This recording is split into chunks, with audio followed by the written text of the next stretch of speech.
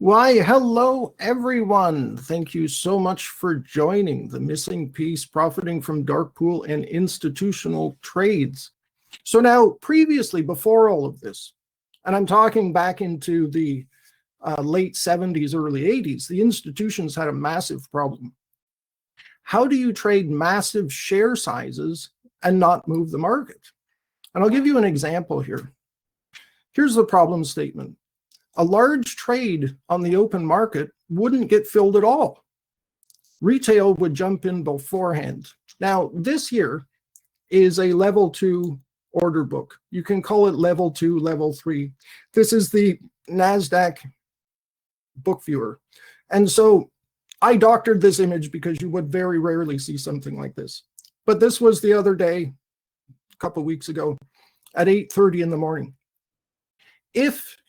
If you were watching this order book and you saw that at $254, there's somebody wanting to buy 1 million shares of AMD, what do you think would happen to the price of the stock?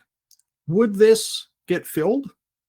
You can put something in the chat if you like. Oh, and actually, I prefer the engagement, really. If you guys want to ask questions, chime in, anything like that, please do.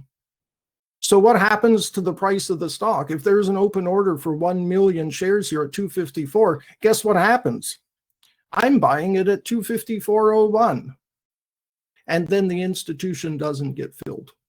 Or they get terrible prices, right? Same thing on the sell side. If this was over here at 256.89, if you see 1 million shares to be sold on AMD at 256.89, are you going to buy it? Absolutely not. You're going to short it at 256.88 because this guy is not going to get filled either. So this is the problem that the institutions actually have. So the problem is solved with the creation of dark pool exchanges. We'll talk about that for a minute, and then we'll get into the really juicy stuff. So the institutions have an edge.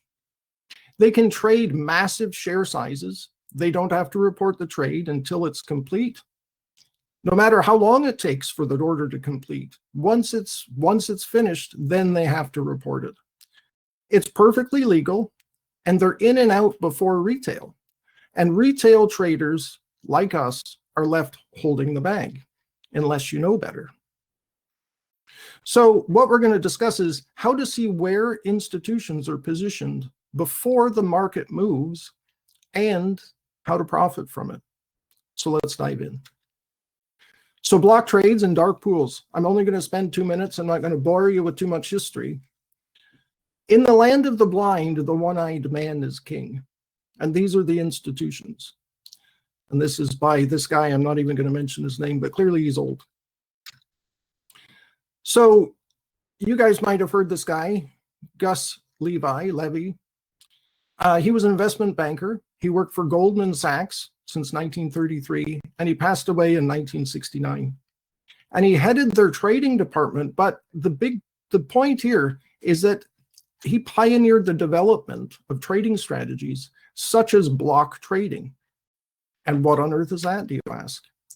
Well, these block trades are high volume transactions in securities that are privately negotiated and executed outside of the open market. Now, remember I showed you that level 2. A lot of these trades will never show up on the bid and ask as limit orders. They're done outside of the exchange. Once they're completed and everybody's happy, then it gets reported to the exchange, right? So that's where retail is left in the dark. You can have these backroom deals, billions of dollars traded, and then boom, there you go, out to the market. Everything's there. Look what we've done. So dark pools, April 1979. Well, how do institutions fix their problem? Clearly, they lobby government. The SEC allows securities to be traded off exchange. Before that, you couldn't do it. 1980s, these large block trades or prints. So what you'll wind up hearing, I'll interchange 3 words: blocks, trades, and prints, all the same thing. It all goes back to the historical sort of thing of a ticker tape, where they used to do it by the wire and the stock quotes would come out. Anyway, that language has remained. So these large trades placed privately to avoid market impact. In 1986, the Instinet machine first came out, the dark pool trading venue. And in 1987, the first intraday dark pool called Posit was out. Now, this is where things get interesting. 2012, 40% of trading volume is done in dark pools. Now, think of it as a retail trader. Up until then, now you're actually seeing less than 50% of the trades, because more than half of them are traded in alternative exchanges called dark pools. Okay, so as traders, if you've never heard of the dark pool, you've never traded it, could you imagine being able to pull back that curtain and see where institutions have their positions? Well, let's look into that. Prints come before the news. And we've got some examples. And you can see these examples every single day. And I'll tell you, when I pulled up some of these examples, it only took me 2 minutes to find them. So let's go ahead and have a look. Here's a chart of United Health with the massive prints overlaid on it. And so this is an older one from a presentation that I did previously. I'm going to get my little laser pointer. But remember, I told you I fainted when I saw 50,000 shares on Bank of America. I would be in the hospital if this was new to me, right? Oh, I fixed my laser pointer.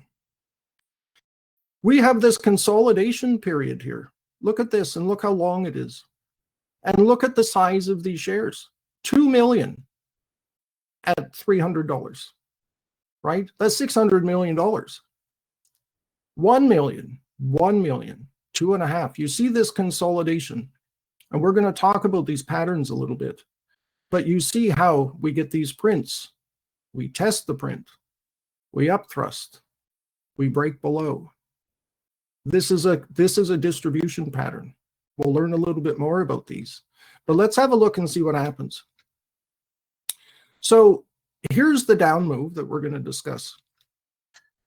Look at the news. And this is July 29th. This is right here. July 29th. United Health signals prolonged pain with new, far lower profit forecast. Shares fall. Uh-oh.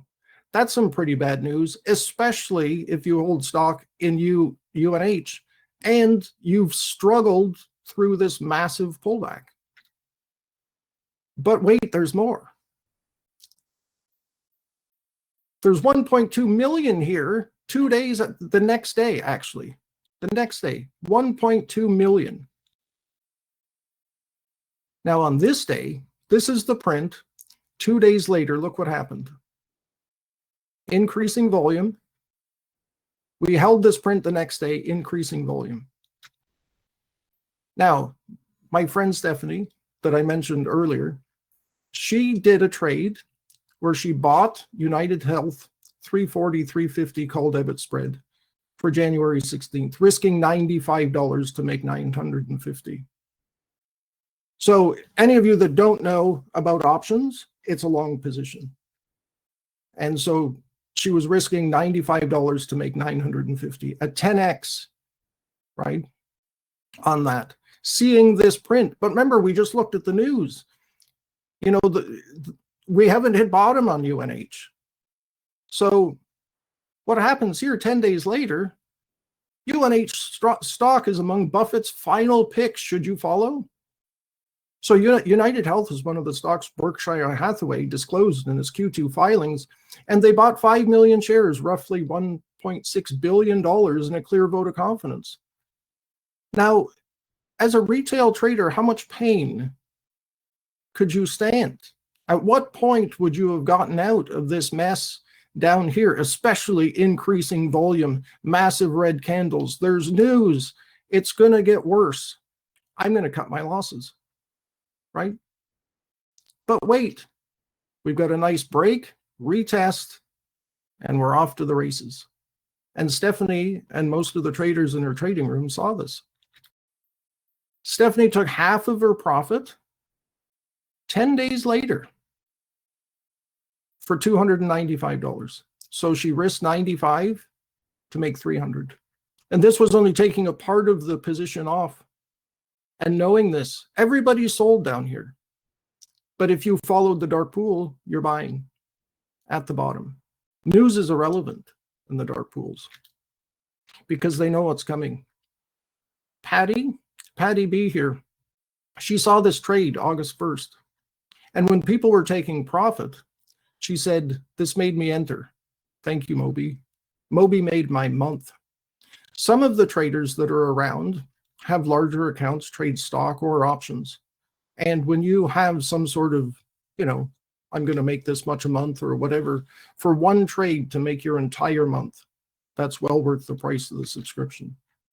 So what happened to United Health? Because Stephanie took profit 2 days, 10 days into her contract that had 6 months to expire. Watch this. What happened to United Health? This is the entry date down here at the bottom. This is the exit up here, 200 exponential moving average on the daily. We know that, well, that's where it ended. You can't tell from down here that that's where it's going to end. That's where it did end. We can see that. So there's ways of managing your trades in order that you can stay in it for the longest period of time. And then one of your trades will not work out because we've kept rolling up the hill. And then one doesn't work out, but you've made a fortune doing this. It's a $130 move, 52% for the stock. So imagine 237 to 353, right? That's nice, especially for 5 million shares. Watch the full webinar now on our YouTube channel. Follow and subscribe to stay updated with every new insight.